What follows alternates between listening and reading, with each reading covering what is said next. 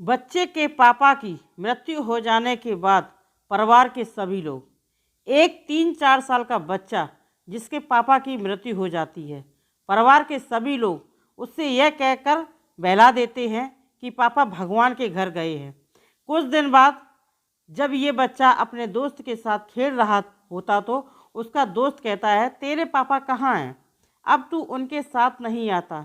बच्चा कहता है, वो भगवान के घर गए हैं, जब आ जाएंगे तब आया करूँगा।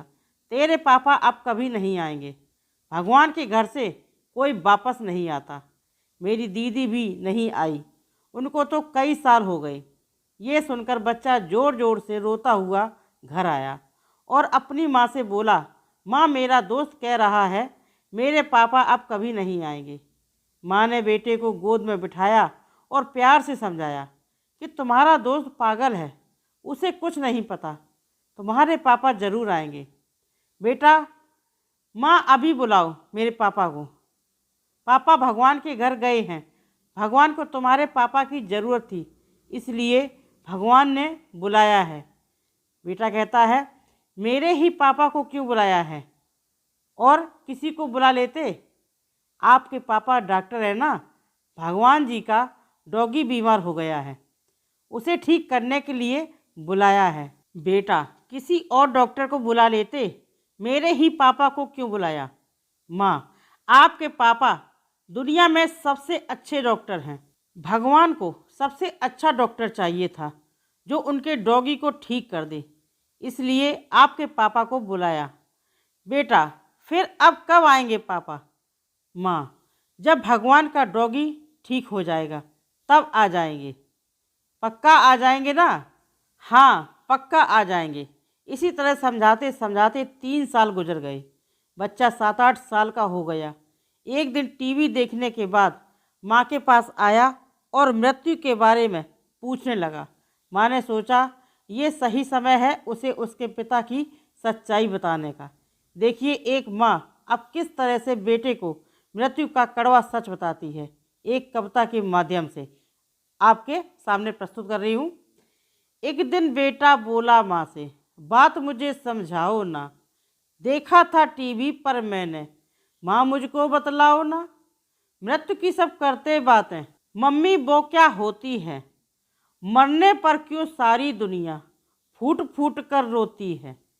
सीढ़ी के बिस्तर पर उनको फिर क्यों बांधा जाता है, 4-4 लोगों के हाथों फिर उठवाया जाता है। मरघट की सब करते बातें, मम्मी वो क्या होती है, देखा था टीवी पर मैंने, भीड़ इकट्ठी होती है। ढेर लगा लकड़ी का, उस पर बिस्तर जाकर लगा दिया, उनके ही बेटे ने उनको फिर काहे माँ जला दिया। बोलो अब तुम कुछ तो बोलो, कुछ तो माँ समझाओ ना। एक दिन बेटा बोला माँ से, माँ मुझको बतलाओ ना। हाथ पकड़ फिर बोली मैया, बैठो तनिक हमारे पास, समझाऊंगी लालच तुमको, जीवन के कुछ पल वो खास। एक शक्ति है इस दुनिया में जिसने हमें बनाया है, ईश्वर उसको कहते हम तुम, जिसने खेल रचाया है। हम सब हैं उसकी कठपुतली, जग का वो आधार है, रोज नचाए जो हम सबको, वो ही पालनहार है। दुख सुख दो पहिए जीवन के, हर पल चलते रहते हैं, आज उजाला खुशियों का, कल दुख के झरने बहते हैं। इतना तो मैं समझ गया माँ, अब आगे समझाओ ना, फिर क्या होता है जीवन में, माँ मुझको बतलाओ ना। 5 महातत्वों को मत कर अपना रूप गढ़ा उसने, माटी के इस घट में अपना दिल में अंश जड़ा उसने। एक समय निश्चित कर भगवान जग में हमें पठाता है, जब जब वक्त करे हम पूरा अपने पास बुलाता है। जिन जिन को वो पास बुलाता उनको वापस जाना है, जिन जिन को तुम देख रहे हो सबको एक दिन जाना है।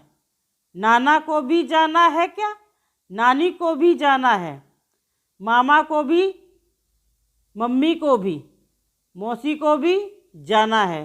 बोलो मम्मी कुछ तो बोलो, बात सभी समझाओ ना, कैसे क्या कुछ होता है फिर माँ मुझको बतलाओ ना। माँ बेटे से कहती है, हाँ बेटा, मुझे भी भगवान के घर जाना है। नाना नानी, मामा मामी, मौसी सबको जाना है। बेटा बोला, माँ मुझे भी जाना है। माँ कहती है, हाँ आपको भी जाना है, और आप इस दुनिया में जिस जिसको देख रहे हो सबको जाना है। बेटा पूछता है, फिर क्या होता है, फिर कोई वापस नहीं आता? माँ कहती है, नहीं, भगवान के घर से कोई वापस नहीं आता। फिर भगवान उसे नया जन्म देकर दुनिया में कहीं और भेज देते हैं। बेटा थोड़ी देर कुछ सोचता है, फिर कहता है, माँ फिर अब पापा भी नहीं आएंगे क्या? माँ कहती है, हाँ अब आपके पापा कभी नहीं आएंगे। अब आपको पापा को भगवान ने नया जन्म दे दिया होगा। अब वापस वो कहीं नन्हे से बच्चे के रूप में रह रहे होंगे। इतना सुन बेटा माँ को गले लगा लेता है और कहता है, माँ आज से तुम ही मेरे पापा हो। कहानी अच्छी लगी, लाइक